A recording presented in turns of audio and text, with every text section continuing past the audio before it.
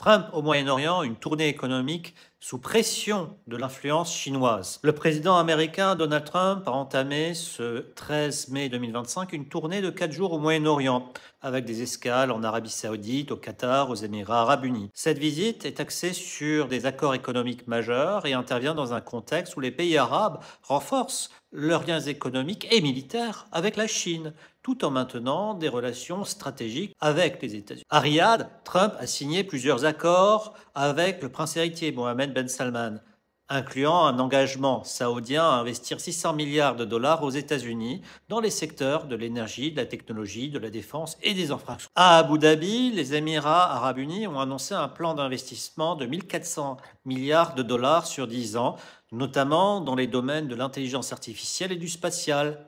Et le Qatar a confirmé l'achat d'avions Boeing et a envisagé même d'en faire cadeau d'un à Donald Trump, un Boeing 747-8. En parallèle, les relations sino-arabes ont connu une accélération au cours de la dernière décennie. Aujourd'hui, les relations commerciales entre la Chine et les pays arabes représentent plus de 500 milliards de dollars annuellement, contre 160 milliards de dollars pour ces mêmes pays avec les États-Unis. Il y a donc un déséquilibre commercial flagrant qui s'est installé à ce niveau. Par exemple, en 2021, la Chine est devenue le premier partenaire commercial de l'Arabie saoudite, avec des échanges qui dépassent 87 milliards de dollars. Des coopérations militaires se sont installées, production conjointe de drones, acquisition de missiles balistiques, construction de sites industriels par des groupes chinois. Et cela ne concerne pas seulement la Chine, puisque les Émirats Arabes Unis ont également renforcé la coopération avec la Chine, achat de chasseurs, création de hubs numériques ou encore exercices militaires conjoints.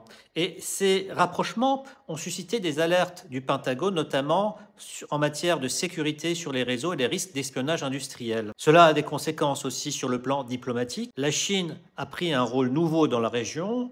En mars 2023, Pékin a accueilli un accord entre l'Arabie saoudite et l'Iran, mettant fin à 7 ans de rupture diplomatique entre les deux puissances régionales. Et depuis, la Chine entretient un dialogue actif avec Bagdad, Téhéran, Damas et les capitales du Golfe. Ces avancées interviennent alors que les négociations indirectes entre Washington et Téhéran se poursuivent à Vienne et à Doha sur le programme nucléaire iranien. Et Pékin, sans y participer activement, affirme soutenir un accord équilibré, tout en défendant en fait le droit à l'énergie nucléaire de l'Iran, sous contrôle de l'AIEA.